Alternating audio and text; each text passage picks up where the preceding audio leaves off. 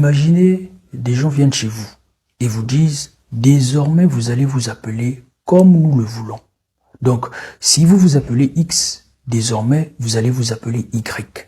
Et le pire dans tout ça, c'est que les enfants de X, les petits-fils de X, les arrière-petits-fils et les arrière-arrière-petits-fils de X s'appelleront aussi Y, exactement comme ces gens l'ont décidé. C'est précisément ce qui s'est passé en Afrique lorsque les explorateurs, les marchands et les colonisateurs blancs sont arrivés. Prenons l'exemple du Cameroun. À l'époque, les populations locales vivant tout autour du grand fleuve Wouri n'avaient pas besoin d'un nom de pays global. Elles vivaient en communautés structurées le long des rives.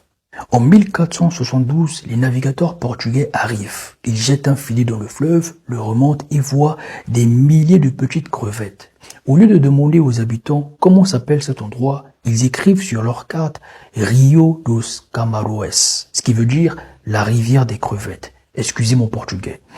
Les Allemands arrivent ensuite, lisent la carte et traduisent par Cameroun avec un K. Les Français à leur tour en font Cameroun avec un C. Imaginez que des inconnus viennent chez vous et voient ce qu'il y a dans votre assiette et décident que vos enfants et petits-enfants s'appelleront désormais crevettes. C'est exactement l'histoire du nom Cameroun. Le Gabon. À l'arrivée des navires européens, la grande baie du fleuve Congo et ses forêts environnantes étaient habitées par différentes communautés locales, notamment les Mpongwe.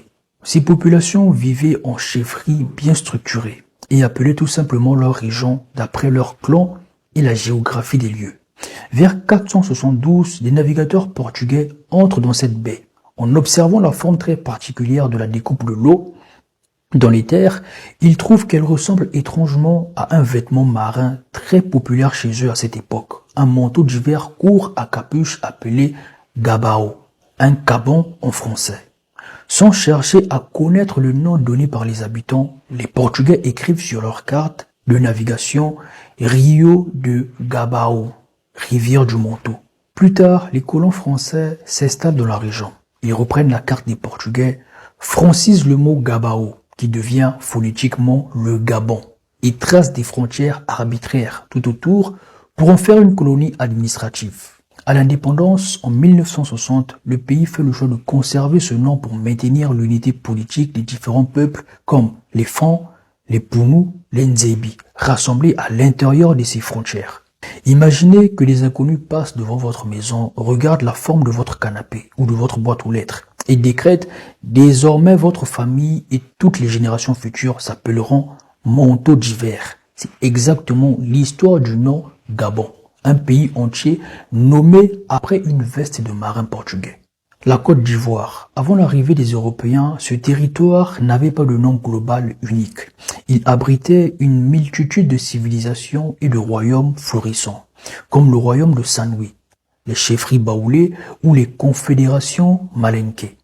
Chacun avait son propre territoire, sa culture et son nom bien précis. Dès le XVIe siècle, des marchands marins français, portugais et anglais naviguent le long des côtes ouest-africaines pour faire du commerce. En jetant l'ancre dans cette zone, ils constatent qu'il y a énormément d'éléphants et que les habitants possèdent de grandes quantités de défenses d'éléphants. Sans chercher à connaître le nom des peuples qui y vivent, les marchands écrivent très pragmatiquement sur leurs registres et leurs cartes Costa do Marfim en portugais qui donnera la Côte d'Ivoire en français. À la fin du XIXe siècle, la France colonise officiellement le territoire. Elle garde cette étiquette commerciale, rassemble de force tous les peuples de la région sous une même frontière administrative et fige le nom, la colonie de la Côte d'Ivoire. À l'indépendance, en 1960, le pays choisit de conserver ce nom pour maintenir l'unité entre ces 60 ethnies différentes. En 1985, l'État va même plus loin en exigeant que ce nom soit officiel et non traduit à l'international. On doit dire Côte d'Ivoire même en anglais. Le Bénin. Au départ, le cœur historique de ce pays s'appelait le royaume du Dansomé, que les Français ont déformé en Dahomey. Ce nom signifie littéralement en langue fon sur le ventre de Dan, car le roi fondateur avait enterré son ennemi, le chef Dan, sous les fondations de son propre palais.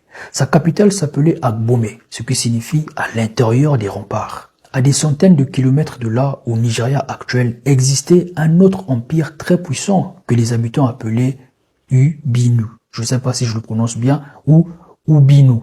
Au XVe siècle, les navigateurs portugais arrivent, galèrent à le prononcer, le transforment en Benim, puis Bénin en français. Cet empire devient tellement célèbre que les cartographes décident de nommer l'immense océan d'à côté le golfe du Bénin. Donc, à l'indépendance, en 1960, le Bénin s'appelle la République du Dahomey.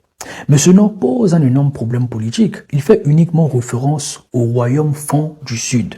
Et les peuples du Nord ou de l'Est, comme les Bariba ou les Yoruba, ne s'y reconnaissent pas du tout. En 1975, pour calmer les tensions ethniques, le président Mathieu Kérékou cherche un nom totalement neutre. Il baisse les yeux vers la carte, voit l'océan qui borde ses plages et renomme le pays la République du Bénin.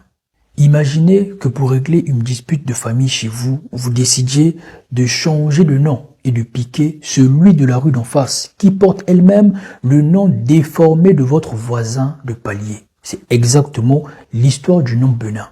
Résultat, aujourd'hui, les célèbres chefs-d'œuvre mondiaux appelés les bronzes du Bénin ne viennent pas du tout du pays du Bénin, mais du Nigeria.